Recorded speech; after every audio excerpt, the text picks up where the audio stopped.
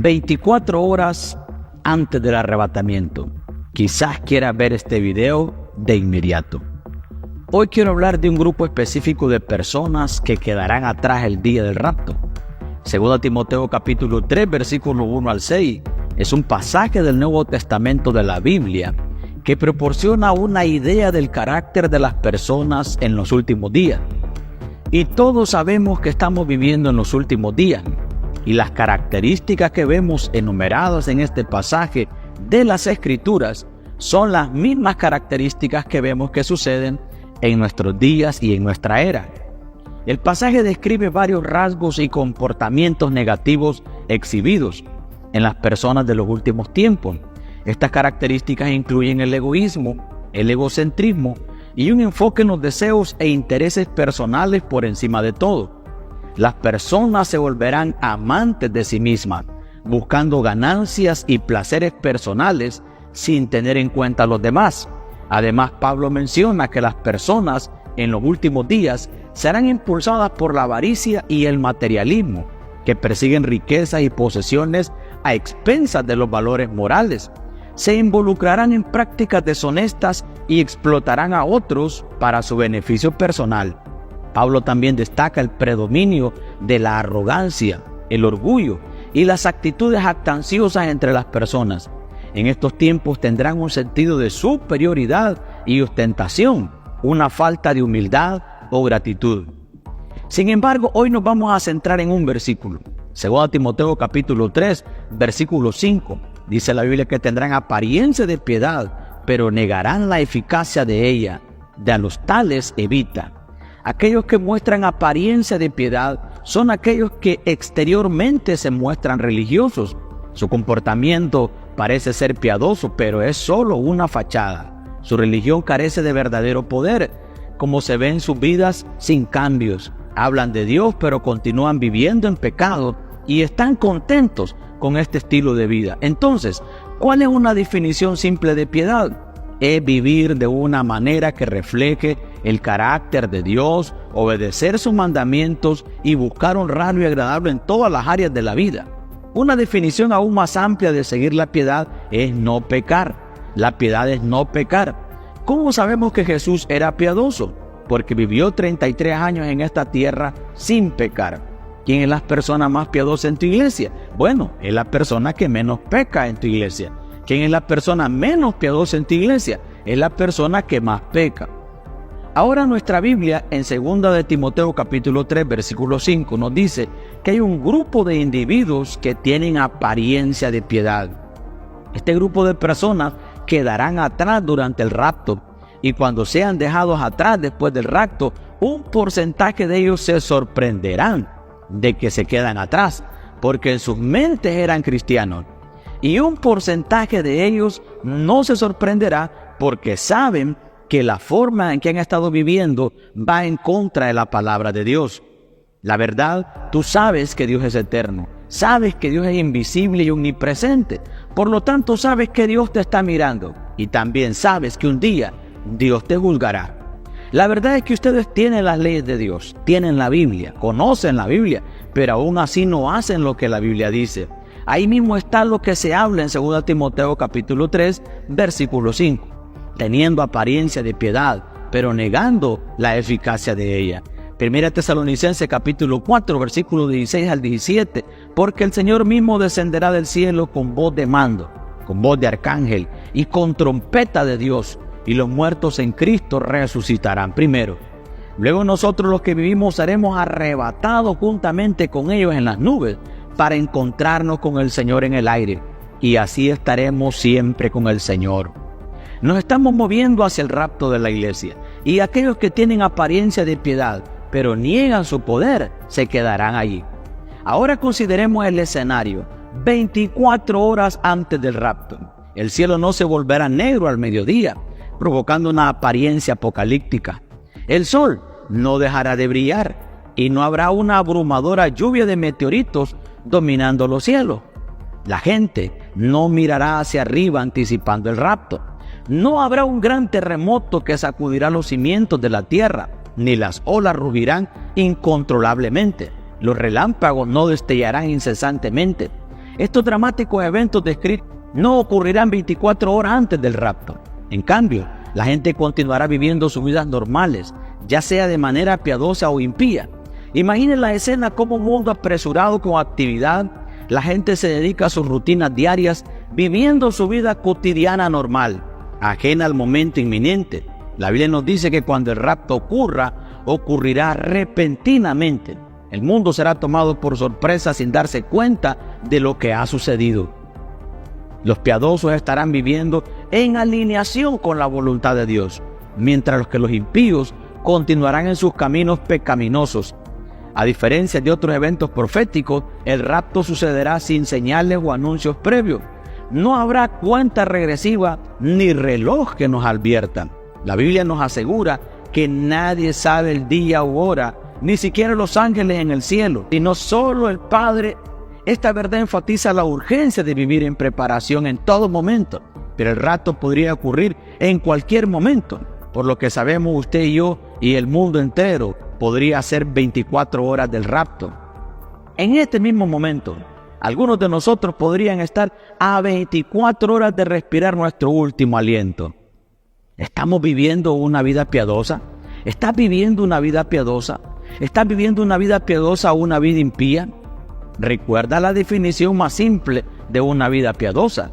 La vida piadosa es no pecar. Una vida piadosa no es tener una adicción secreta que nadie conoce. Una vida piadosa no es tener una vida secreta que estás haciendo todo lo posible por mantener oculta. Una vida piadosa no es engañarte. Una vida piadosa de un marido es no engañar a su esposa. Una vida piadosa es no involucrarse en deshonestidad o engaño, ya sea en relaciones personales o negocios. Una vida piadosa no está impulsada por la ambición egoísta o una búsqueda incesante de ganancia personal. Una vida piadosa no se caracteriza por una falta de integridad o un desprecio por los valores morales bíblicos. Una vida piadosa no se caracteriza por albergar amargura, resentimiento o falta de perdón hacia los demás. La vida piadosa no es consumida por el materialismo y la búsqueda incesante de riquezas y posesiones. Una vida piadosa se define por la no participación en la inmoralidad sexual. Los piadosos seguirán viviendo en obediencia a la palabra de Dios, permaneciendo fieles y firmes. Sus vidas estarán marcadas por el amor, la humildad y la devoción a Cristo.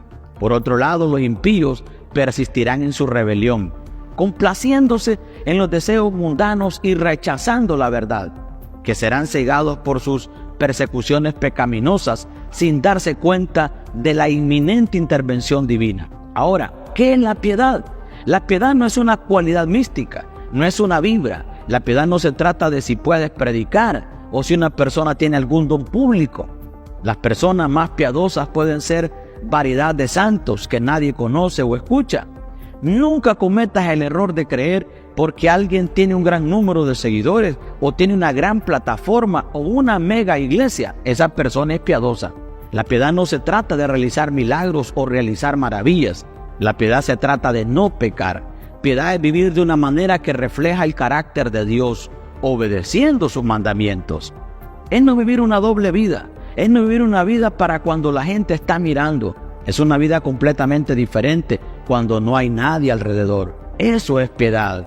En un tranquilo vecindario suburbano vivía un hombre llamado Michael. Michael era un miembro respetado de su comunidad, conocido por su participación activa en la iglesia local. Ocupaba una posición prominente en la congregación y era considerado como un pilar de justicia. Sin embargo, debajo de esa fachada de piedad, Michael albergaba un secreto que desafiaba a la autenticidad de su fe, a pesar de ser un esposo devoto de su esposa. Durante muchos años, Michael se sintió cautivado por el encanto de la tentación. Había desarrollado una conexión emocional con una mujer que conoció a través de un programa de extensión comunitaria, con el que comenzaron a reunirse en secreto, compartiendo conversaciones íntimas y momentos rodeados de afecto. Aunque ambos estaban casados, justificaron sus acciones afirmando que sus cónyuges no estaban conscientes y no serían afectados.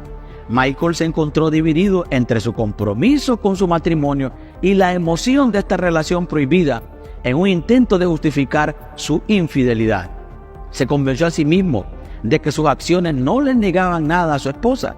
De hecho, argumentó que estos encuentros secretos añadían un elemento de emoción a su relación con su cónyuge, a pesar de su papel como una figura prominente dentro de la congregación. Michael no se sentía culpable por sus acciones los domingos.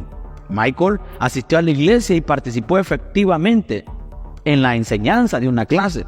Se presentó como un devoto seguidor de Cristo, usando su máscara religiosa para que todos lo vieran. Sin embargo, en el fondo sabía que su comportamiento contradecía los principios que pretendía defender. Esta historia arroja luz sobre el concepto de tener una forma de piedad, pero negar su poder.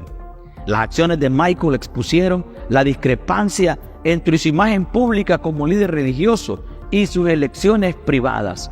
Su intento de compartir o experimentar su fe y complacerse en sus deseos pecaminosos destacó el vacío de su espiritualidad. La moraleja de la historia se alinea con tener una forma de piedad. Sirve como recordatorio en que la verdadera piedad requiere un compromiso auténtico y sincero de vivir la propia fe. Las exhibiciones superficiales de actividades religiosas y los rituales vacíos no tienen valor si no van acompañados de una rendición genuina a la voluntad de Dios y su poder transformador. Ahora quiero hacerte una pregunta. Si hoy estuvieras a 24 horas del rapto, ¿tienes verdadera seguridad de salvación?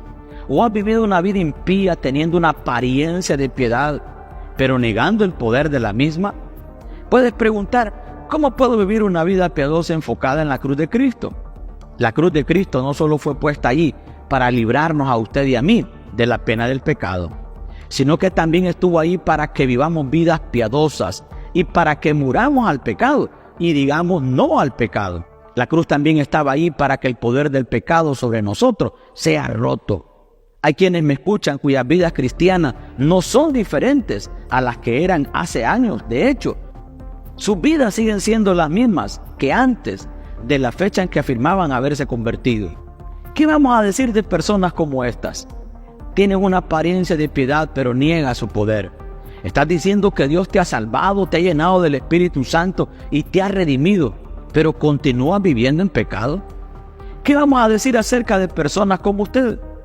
Cualquiera que realmente llegue a conocer a Cristo odia el pecado y vive una vida que muestra los efectos del pecado. No entramos al cielo ni recibimos salvación porque no pecamos. Es por la gracia que somos salvos. Sin embargo, cualquiera que es salvo por gracia es transformado, porque ha muerto con Cristo en la cruz.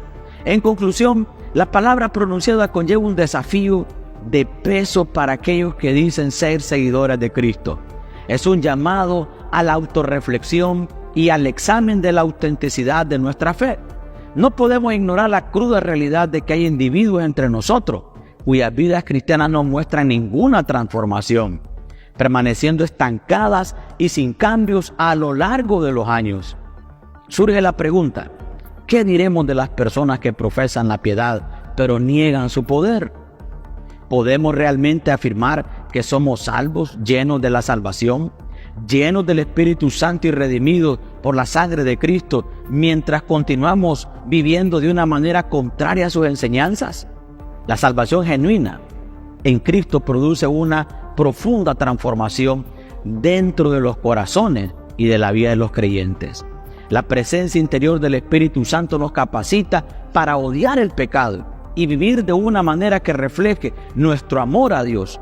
No somos salvos por nuestros propios esfuerzos o por evitar el pecado, sino únicamente por la gracia inmerecida de Dios. Sin embargo, la obra transformadora de la gracia dentro de nosotros es inconfundible.